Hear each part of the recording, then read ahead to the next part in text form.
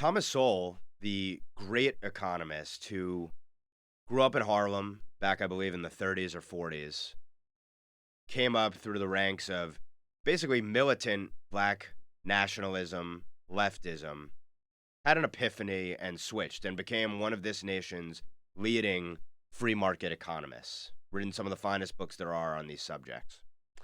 And he wrote something back in 2013 on the 50th anniversary of King's I Have a Dream speech that I think is worth reading at some length because it puts in context how distorted Americans, particularly on the left, have gotten on issues of race, how far away they have traveled from Martin Luther King's ideal, where colorblindness used to be the highest ideal, the virtue that we sought, the principle that we sought. And now what is deemed most virtuous is the opposite.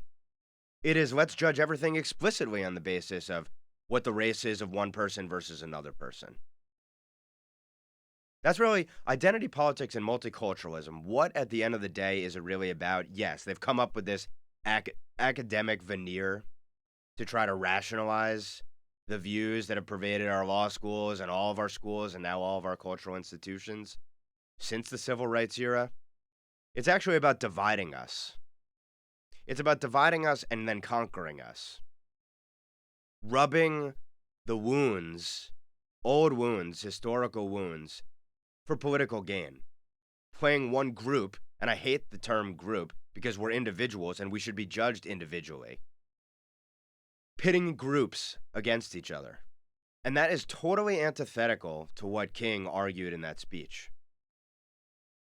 I want to read a little what Sowell said back in 2013 because it's just as relevant today, and it's going to remain just as relevant until and unless we thwart the identity politics obsessed, multiculturalist focused march and get back to judging people by who they are, caring most about the smallest minority, the minority of one, the individual, under assault by this group ideology of identity politics, which of course is just a ruse, a guise to cover their leftism.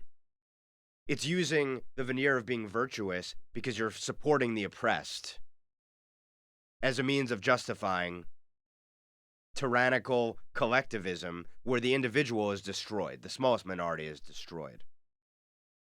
Here's a little of what Sowell wrote. Judging individuals by their individual character is at the opposite pole from judging how groups are statistically represented among employees, college students, or political figures. Yet many, if not most, of those who celebrate the I Have a Dream speech today promote the directly opposite approach of group preferences, especially those based on skin color. He goes on, what was historic about King's speech was not only what was said, but how powerfully its message resonated among Americans of that time across the spectrum of race, ideology, and politics. A higher percentage of Republicans than Democrats voted in Congress for both the Civil Rights Act of 1964 and the Voting Rights Act of 1965.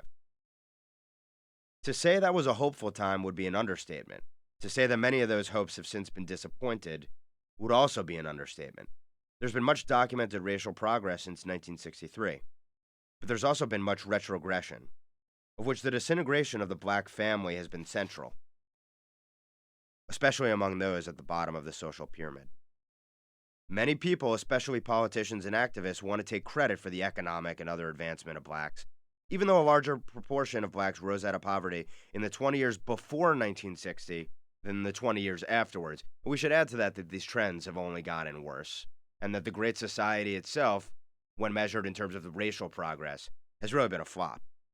But no one wants to take responsibility for the policies and ideologies that led to the breakup of the black family, which had survived centuries of slavery and generations of discrimination. And we cannot downplay enough, by the way, the disintegration of the black family is a trend that has accelerated across Americans of all races. And the disintegration of family ultimately means the disintegration of communities, society, and a nation altogether, because absent that family structure, everything else collapses.